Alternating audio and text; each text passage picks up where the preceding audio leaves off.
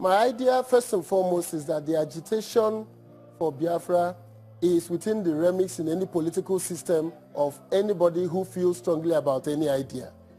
In America today, people are still talking about the Confederacy.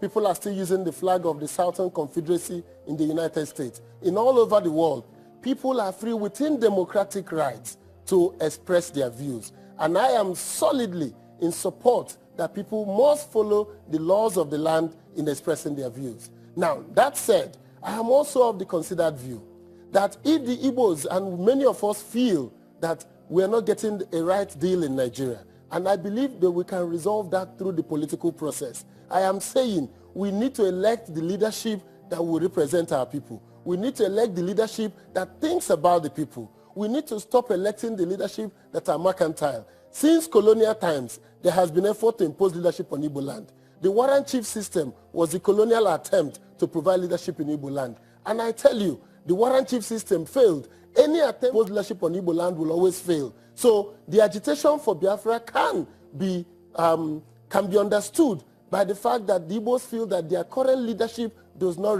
represent them.